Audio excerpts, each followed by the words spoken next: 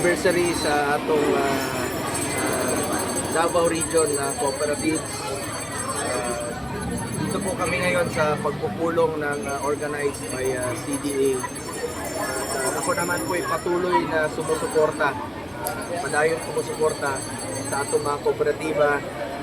Since last year pa po, parati nating isinusulong ang kapakanan ng ating mga small cooperatives. Parati kong sinasabi sa kanila, tuwing may gathering po sa iba't ibang parte ng Pilipinas, alam niyo, umabot na po ako ng CAR, Region 1, Region 2, Region 3, even sa Region 4B, 4A, sa Region 5, Region 6, 7, even Caraga, para sa ito pong pagtulong sa mga small cooperatives na ating isinusulong through CDA na mabigyan po sila ng tulong through CDA.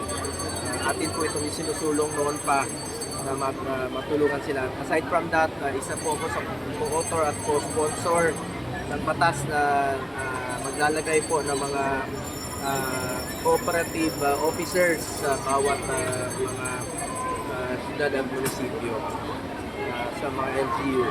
At patuloy kong susuportahan ang ating mga kooperatiba at parati kong pinapaalala sa kanila na mas masarap po ang pakiramdam pag pinaghirapan, pinagpawisan niyo po ang inyong magninegosyo, yung mga small cooperatives, palaguin niyo ito at gamitin niyo po ang pondo sa tama at dapat walang masasayang po. Narito naman po ang ating CDA para sa lahat ng proseso na kanilang gagawin para sa kanilang tulong para sa mga kooperatiba. So, salamat po sa pag-imbita sa akin and once again, happy second anniversary po sa ating cooperative.